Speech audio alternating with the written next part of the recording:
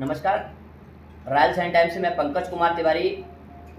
वाराणसी में राजापुर में जन्मे शशिकांत महाराज जी आज हम लोगों के साथ फिर से हमारे चैनल पर जुड़ रहे हैं। महाराज जी आपको चैनल रॉयल साइन टाइम में आपका स्वागत है। महाराज जी बहुत दूर दराज तक नेपाल के अन्य जगह पर भी आपका राम कथा करने का मौका मिला, मगर महाराज जी वाराणसी कितनी बार आपकी कथाएं अभी तक हुई? तो बाबा की नगरी है जी। बचपन में हम लोगों ने बहुत कथा गाई। हमारी कथा का आरंभ ही काशी के संकट मोचन में। जी। संकट मोचन विश्व प्रसिद्ध है, तुलसी माता के दर्शन हुए। जी। बचपन में वहाँ बहुत कथा गाई। बनारस में बहुत से भक्त हैं जो कथा करवाते रहते हैं। हमारे घर में मैथिली दुर्गा जी मंदिर है। दीदी जी ने और हमने अपने जीवन में कथा का आरंभ ही माता दुर्गा के ही चरणों से मैथिली माता की। वो हमारे इष्ट देवी हैं। जी।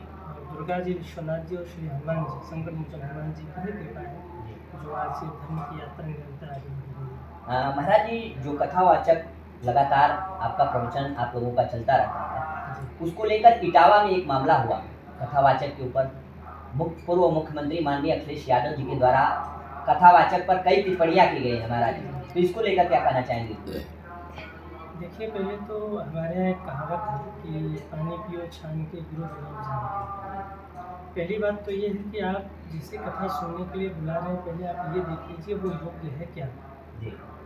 अगर योग्य नहीं है और आप बुला करके कथा सुन रहे हैं, क्योंकि आजकल कथा में कथा नहीं हो रहा, बाकी सब कुछ हो रहा है, तो आप जिसको बुला रहे हैं पहले आप ये देखिए कि क्या वो उस योग्य है। जी, उनका नाम है, कथावाचक है कि या नहीं? हमारे यहाँ एक सिद्धांत है, जी।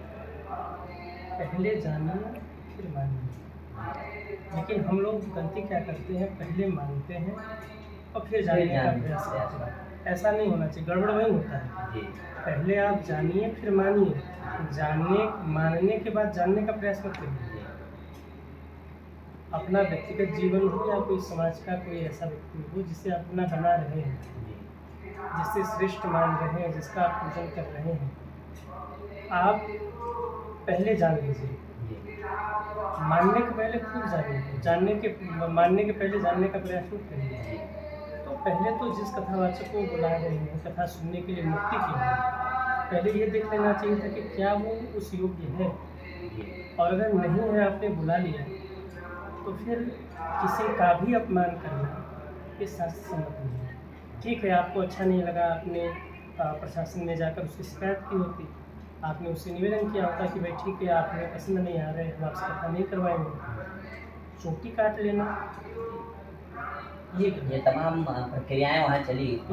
उसमें क्या है, आप ठीक है कथा नहीं सुन रहे, आपको अच्छा नहीं लग रहा, आप बिरादरी बात कर रहे हैं, ठीक है, वो सारी चीज़ें एक तरफ है। आपको चोटी नहीं काटना चाहिए, किसी का अपमान नहीं करना चाहिए। आप उसके खिलाफ FIR लिखवा दीजिए, भाई ठीक है ये कथा कर रहा है, ऐसा नहीं होना चाहिए, लेकिन आप किसी का ऐसे अपमान मत करिए, वो कोई भी हो। तो जो लगातार पूर्व मुख्यमंत्री अखिलेश यादव की तरफ से कहा जा रहा है, इसको लेकर आप क्या कहना चाहेंगे महाराज जी? जो कि उधर लोगों पे कथावाचक के दंड भी दिया गया, उसके बाद भी इस प्रकार की प्रक्रिया की गई, तो क्या कहना चाहेंगे इसको लेकर? इसको ब्राह्मण और यादव जात को लगातार टारगेट बनाया जा रहा है। मेरे कई ऐसे भक्त हैं जो मुझे फ़ोन कर रहे हैं कि गुरुजी आप कुछ बोलिए, लेकिन मैं क्या बोलूँ। एक पूजक है, एक पूज्य है, समझिएगा कि एक पूजक है और एक पूज्य है। एक वो है जिसके यहाँ भगवान है, यदुवंशी है, और एक वो है जो उन्हीं के लिए जी रहा है, ब्राह्मण ठाकुर जी के लिए ही जी रहा है। तो एक पूजक है, एक पूज्य है।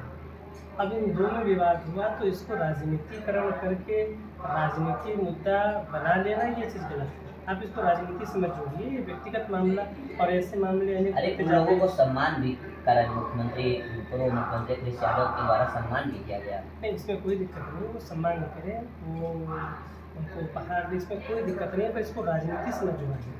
जो यादव ब्राह्मण इस प्रकार की कट्टरता फैलाई जा रही है कि भाई हम यादव, तो ऐसा नहीं होना चाहिए। सब भगवान के ही अंश है।